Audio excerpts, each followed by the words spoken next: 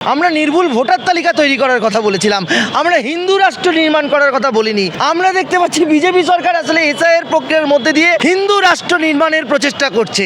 হিন্দুস্তান মানে কি এদেশে শুধু হিন্দুরা থাকবে? হিন্দুস্তান মানে শুধু এদেশে হিন্দুদের অধিকার থাকবে? সেটা তো নয়। এসআইআর প্রক্রিয়ার মধ্যে দিয়ে হিন্দু রাষ্ট্র নির্মাণের প্রচেষ্টা সফল হবে না।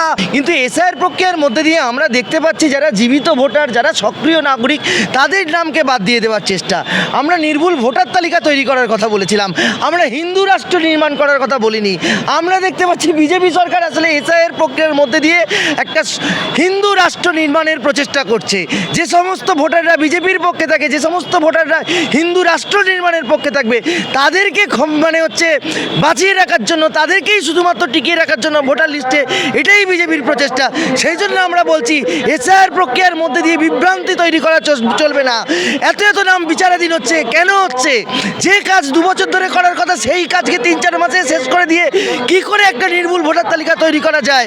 আমরা আবারও বলছি, যে সমস্ত ভোটাররা রয়েছে, যারা দেশের সক্রিয় নাগরিক, তাদের নাম রাখতে হবে। এসআইআর প্রক্রিয়ার মধ্যে দিয়ে আমরা কোনো রাজনৈতিক দলের কোনো উদ্দেশ্যকে আমরা সফল হতে দেবো না। মোদী সাহেব যে ইচ্ছা এসআইআর এর মধ্যে দিয়ে হিন্দু রাষ্ট্র নির্মাণের পথে তারা এগোবে, সেই ইচ্ছা আমরা পূরণ হতে দেবো না।